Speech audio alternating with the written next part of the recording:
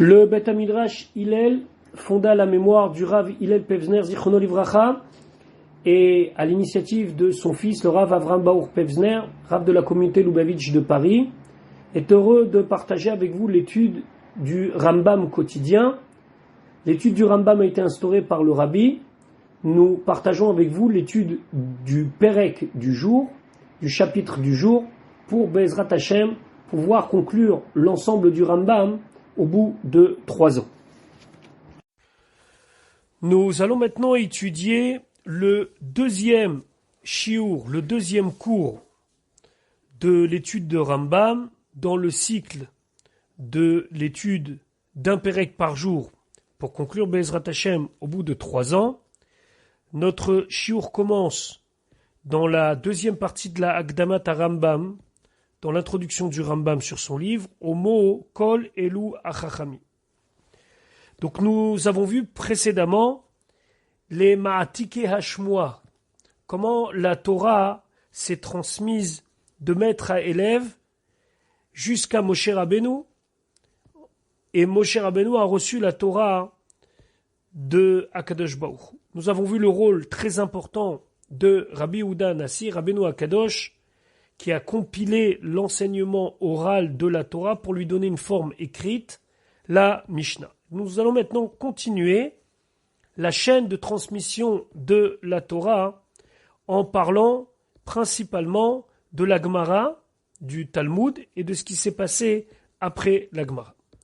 Donc le Rambam nous dit Kol Elu Achachamim Aniskarim, tous les sages qu'on a mentionnés plus haut, Hem Gedolei Adorot, ce sont les grands de chaque génération, mais Hem Raché Yeshivot, parmi eux, il y avait des directeurs de Yeshivot, si on peut dire comme ça, des chefs de Yeshivot, ou même Raché Galouyot, parmi eux, il y avait des Chachamim qui, au-delà de leur rôle de transmetteurs de la Torah, d'enseignants de la Torah, ils avaient un rôle aussi de coordinateur de la communauté, Raché Galouyot, ou Mehem, Misanedre Gdola, et parmi eux, il y en avait même certains qui siégeaient au grand Sanhedrin. Veimahem, Bechol, Dor, Vador, et avec eux, il y avait dans chaque génération, Alafim ou Revavot, chez Shamou Mehem Veimahem, des dizaines et des dizaines de milliers d'élèves qui ont entendu de eux et avec eux la transmission de la Torah. Ça, c'était pour la période de la Mishnah et les siècles qui suivent la destruction du Beth Amikdash. Puis, pendant ces quelques siècles, 3 siècles, 4 siècles environ, l'enseignement de la Torah Sheval-Pé s'est développé par les Amoraïm. Les Amoraïm, ce sont les enseignants de la Gemara. Et le Rambam nous dit, Ravina et Ravashi, Hem Sof Chachmei Talmud. Ravina et Ravashi sont ceux qui vont être à la fin de la période des Amoraïm, des Chachmei à Talmud. Verav Haché ou Shechiber à Talmud Bavli. Ravashi, c'est lui qui a compilé, mis en forme le Talmud Bavli, donc le Talmud de Babylone. Be'eretz Shin'ar, dans la terre de Shin'ar, c'est l'autre nom pour désigner Bavel. Achar Shechiber Rabbi Yochanan, après que Rabbi Yochanan, lui, il a mis en place Ha-Talmud à Yerushalmi, le Talmud de Jérusalem, qui lui a été compilé et mis en forme en Eretz Israël, Bikmo Me'ashana, environ 100 ans après. Donc déjà, il faut bien comprendre que le Talmud Yerushalmi a été mis en place, terminé et scellé entre guillemets, puisqu'après on ne pourra plus jamais rien rajouter au Talmud, 100 ans, un siècle avant la conclusion et la mise en place définitive du Talmud Bavli. On a à peu près un siècle, il y a des discussions, est-ce que c'est vraiment un siècle? Mais en tout cas, on est 3-4 siècles après la destruction du Temple. C'est quand même intéressant de souligner que malgré qu'on appelle le Talmud Yerushalmi, donc le Talmud de Jérusalem, il n'a pas été écrit à Jérusalem, il a été écrit dans la ville de Tibériade, où siégeait Rabbi Yochanan, et on l'appelle Talmud Yerushalmi pour donner de l'honneur à Yerushalayim et ne pas faire passer Yerushalayim en second lieu, surtout que Yerushalayim était dans un état de destruction, puisque nous sommes après le Khurban, après la destruction du temple. Maintenant, le Rambam il dit, pourquoi on a besoin de ces deux Talmudim? Ve'inyan shene ha-Talmudim, donc toute la raison de ces deux Talmuds, ou pirouche d'ivrei ha-Mishnah, c'est d'expliquer les paroles de la Mishnah, ou ve'ur amukotea, et expliquer ses profondeurs, les sujets profonds qui s'y trouvent, ou dvarim shenitrachu bechol beddin ou beddin, et expliquer les choses qui sont des nouveautés initiées par chaque beddin, mimot Rabbeinu Hakadosh, depuis Rabbeinu Hakadosh, donc depuis la période où la Mishnah est terminée, ve'at ribura Talmud, et jusqu'à que le Talmud soit mis en place. Pourquoi? Parce qu'après la Mishnah, même si on a fermé la Mishnah, on n'a pas pu rajouter des Mishnayot sur les Mishnayot, on a vu le rôle des Braïtot et des Tosaftot, ça on l'a vu dans le shiur précédent, mais il y a eu d'autres choses qui ont été mises en place au fur et à mesure des siècles. Donc, dans le Talmud, dans la Gemara, on va retrouver des choses qui ont été mises en place après la Mishnah.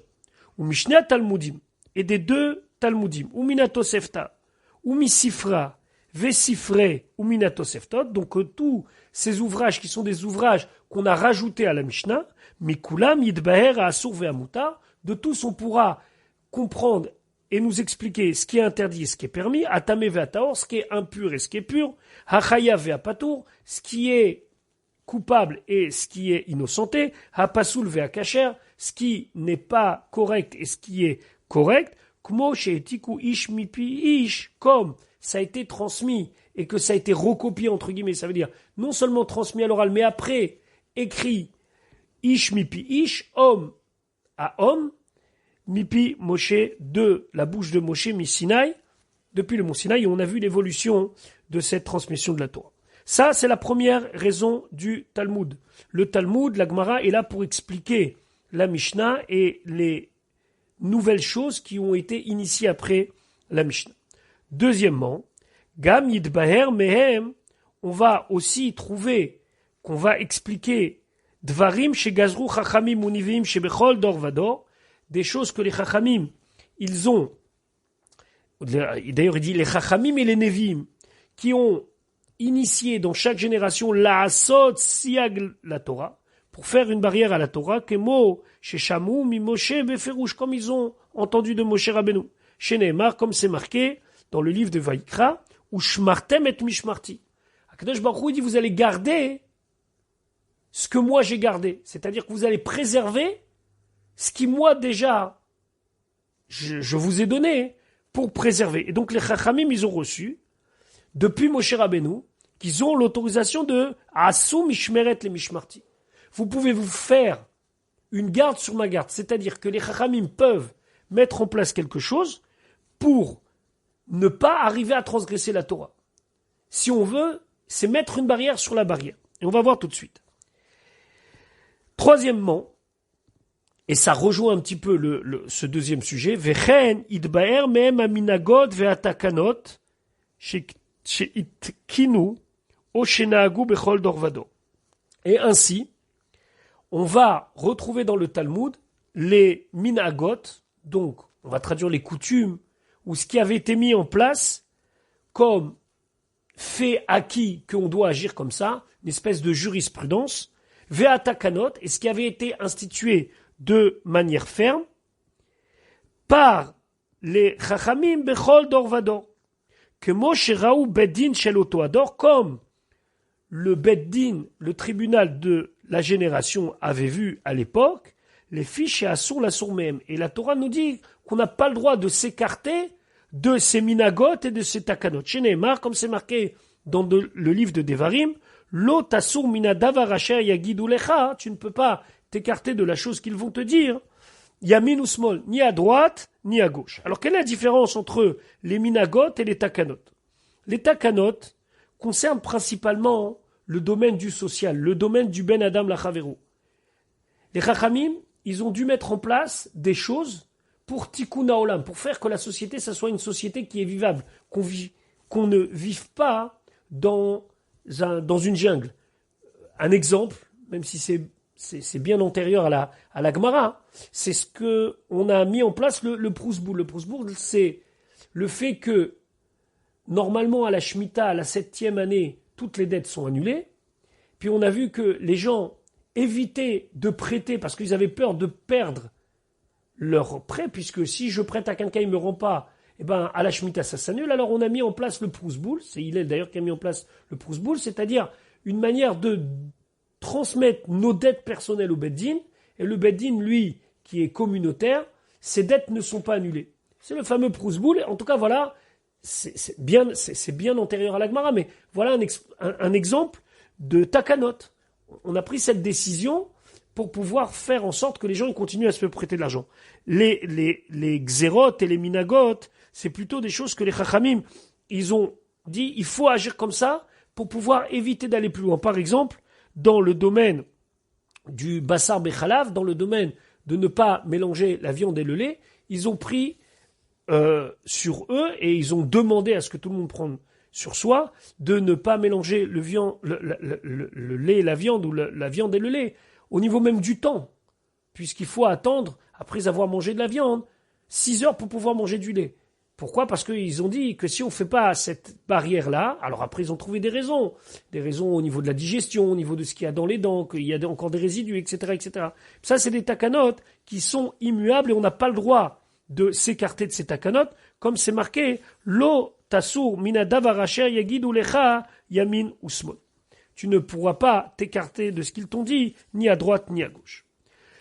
4e volet d'après le Rambam, Vechen mishpatim vedinim pelim. Ils ont ainsi mis dans la Gemara des lois qui sont pelim. Alors, il y a 2 versions dans le Rambam ici. Il y en a qui disent pelim. Pelim, ça veut dire des choses qui sont cachées. D'autres qui disent plaim, des choses extraordinaires. Ça veut dire qui sont hors du cadre. Shelo kiblum mi Moshe. Ça, on n'a pas reçu de Moshe. Vedanu baem beddin shel oto ador. Et le beddin, le tribunal de la génération, a jugé par réflexion, bamidot she'atorah nidreshet baem, par les 13 manières de déduire du texte, comme par exemple le kalvachomer, faire un raisonnement a fortiori. Donc on a 13 manières, la xerashava, en faisant une analogie de termes entre un texte et un autre. Alors lorsque les chachamim de l'époque, ils ont, par l'étude et par la réflexion, pris sur eux une décision, ufasku otam hazekenim, et les zekenim, les sages de l'époque, ils ont tranché, vegamru she'adin kachu, et ils ont conclu que le din, il est comme ça, et c'est comme ça qu'il faut agir. Tout ça, Akol Chiber Rav Ashi Batalmud Mimot Moshe Ve'ad Yamav. Tout ça, Rav Ashi l'a mis dans le Talmud, et ça, c'est des choses qu'on va retrouver depuis Moshe Rabbeinu jusqu'à son époque. Donc, dans le Talmud, on retrouve le Sikoum, le résumé. Dans le Talmud, on retrouve la Psika, c'est-à-dire comment on tranche, on retrouve des chidushim et on retrouve des drashot. Tout ça, c'est dans le Talmud Bavli.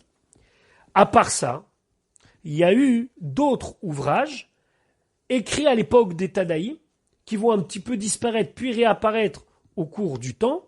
Vechibru chachmei ha-Mishnah chiburim acherim lefaresh divrei Torah.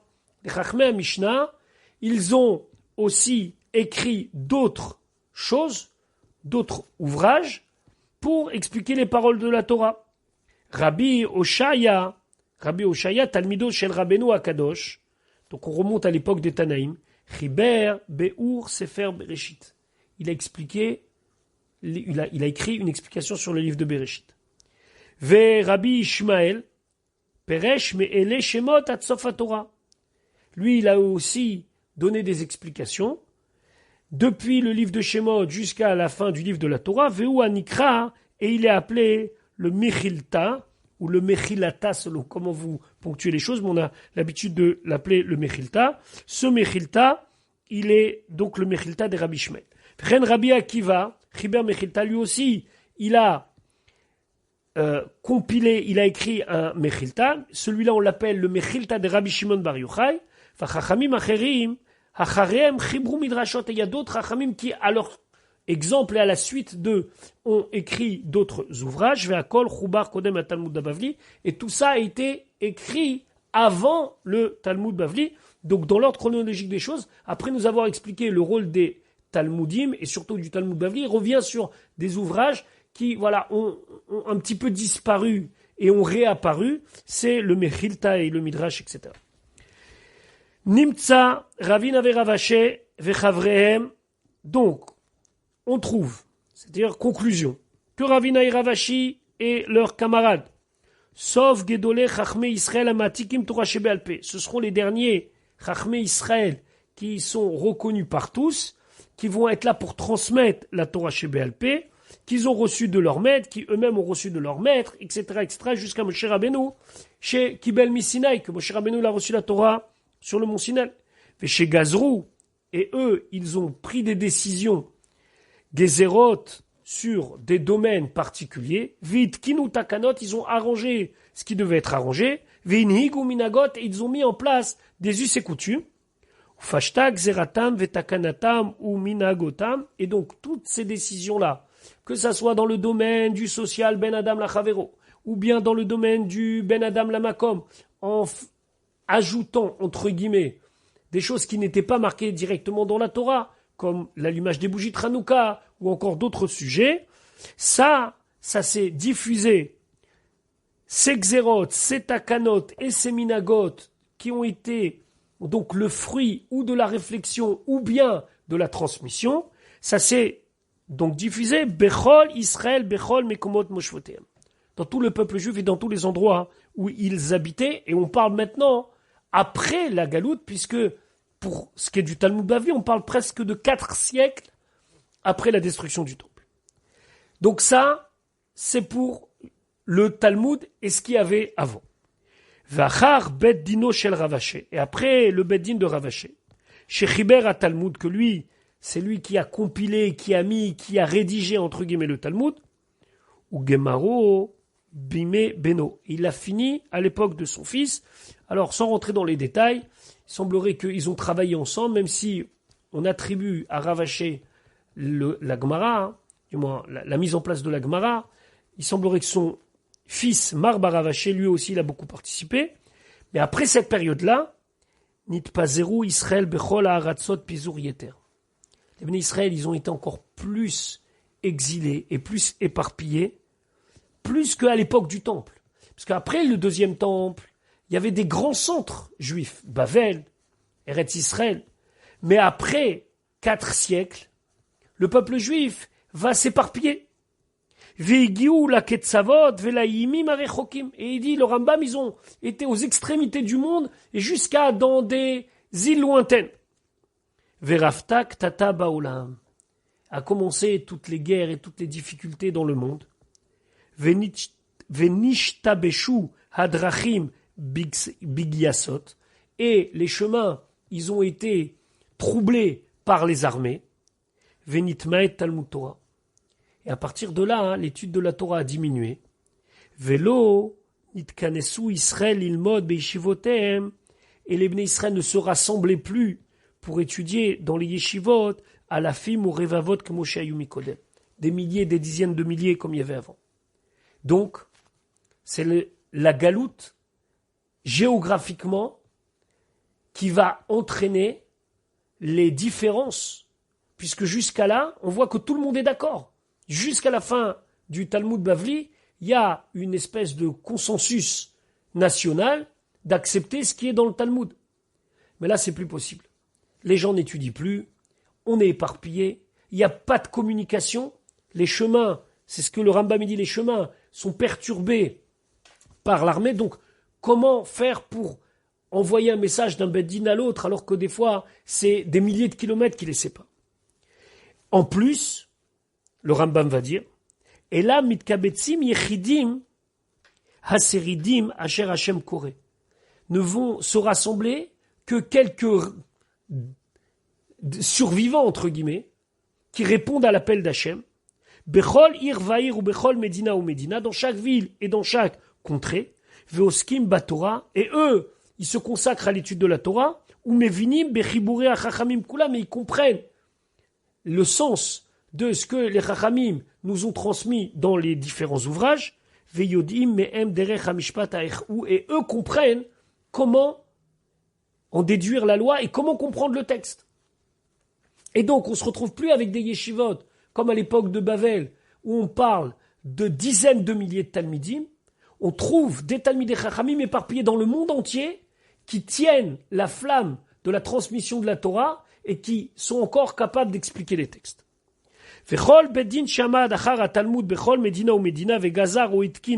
Maintenant, quel va être le statut d'un beddin en France, à l'époque du Moyen-Âge, qui va, après la Gemara, prendre une décision, une gzera, une takana ou un minag, livne medinato, qui concerne uniquement les gens de sa contrée. Ou livne medinot rabot, ou bien élargir cela. On a vu au cours du temps des takanot qui ont été pris dans une certaine région du monde qui ne concernaient pas d'autres communautés. Et des fois non. Cette takana, elle s'est étendue à plus de communautés. Velo pashtu ma'asav bechol Israël. Par contre, ce qui avait été décidé, donc c'était valable pour le pays ou bien pour quelques pays, mais ça n'est pas été accepté et ça ne s'est pas diffusé dans tout Israël. Mipne rochak moshvotehem veshibush adrachim. Parce qu'ils étaient éloignés les uns des autres et les moyens d'aller d'un endroit à un autre, c'était pas possible, c'était trop difficile. Les chemins étaient perturbés, les chemins ils étaient abîmés entre guillemets. Veyod beddin shalota medina yechidim. Puisque le beddin, le tribunal rabbinique de cette contrée est considéré comme un avis particulier, ou beddin hagadol shel shivim ve'echad batel, et en plus l'autorité suprême du Sanhédrin avec ses 71 rachamim n'existait plus, mikama shanim kobdem chibura talmud, beaucoup de temps, il dit pas beaucoup de temps, mais quelques années avant que le Talmud soit écrit. Alors pourquoi je dis beaucoup de temps? Parce que 40 ans avant le Khurban, 40 ans avant la destruction du deuxième temple, il y avait déjà plus de Beddin Hagadol dans le sens autorité suprême. Donc qu'est-ce qui se passe? Quel va être le statut d'un Beddin en France, d'un Beddin en Espagne qui va décider telle ou telle chose? Lefichach, nous dit le Rambam, En kofin anche medina zo linog beminag medina acheret. On ne peut pas forcer les communautés d'une contrée d'agir et de se comporter comme les minagim, comme les us et coutumes ou comme les takanot d'un autre pays. Ve'en omrim le beddin ze ligzor gzera shenigzera beddin acha bebedinato. Et on ne peut pas dire aux beddin, par exemple, des communautés d'Espagne, d'accomplir exactement ce que les communautés d'Allemagne ont pris sur eux.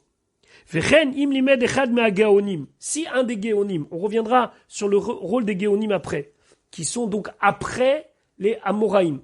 Chez Derech HaMishpat Kachou, donc il y a un des Géonim qui a déduit, il a compris des textes qu'il faut agir comme ça et comme ça. Venidber le Beddin Acher Shamad Acharab, she'en ze Derech HaMishpat HaKatuv Betalmud. Et vient un autre Beddin après qui lui a une autre interprétation du texte, bien sûr, en restant dans le domaine de la halacha et de ce que la Torah nous a donné comme klalim, nous a donné comme principe pour pouvoir expliquer la Torah, et on sait qu'on en a 13, alors, en shomim la rishon, on peut ne plus écouter le premier. Et là, les mishadat notal idvara ben rishon ben acharon. Et écouter celui qui nous paraît être plus logique, celui dont l'explication est plus convaincante, que ce soit le premier ou que ce soit le dernier. Là, le Rambam il rentre dans un sujet assez intéressant de savoir est-ce qu'un beddin peut annuler ce qu'un autre beddin a fait. Alors parce qu'il va expliquer différemment comment ça va se passer. Donc c'est pas un sujet très très évident parce que ce que dit le Rambam ici, c'est qu'il a l'air de dire on va avec celui qui est le plus convaincant. Il y a d'autres Rishonim, le Rif, le Roche, qui disent que tout ça c'est valable jusqu'à qu'on ait conclu le Talmud. Mais une fois qu'on a conclu le Talmud, alors halakha ki Rishonim. On va toujours d'après les Chachamim qui étaient avant. Pourquoi? Parce qu'ils sont toujours plus grands en Chochma que les Acharonim. Donc ils ne sont pas tout à fait d'accord avec ce que dit le Rambam ici. Mais en vérité, le Rambam y suit l'avis du rov des poskim, du rov des décisionnaires qui viendront après, qui dit Allah hakebatraï qu'on va selon le dernier avis, et ça c'est valable même pour les poskim qui sont après Khatimat Talmud, même c'est les poskim qui vont être, même les décisionnaires qui vont être après que la Gemara ait été donc mise en place définitivement, et c'est la raison pour laquelle jusqu'à aujourd'hui, et dans les communautés, les choses évoluent avec la galoute, avec les différentes situations, et donc halakha kebatraï. De toute façon, le Rambam n'est pas un livre de halakha dans le Mishneh Torah, mais voilà comment lui, il conclut les choses, que Shahadat noteni dvara ben Rishon ou ben Acharon. Voilà pour le shiur d'aujourd'hui.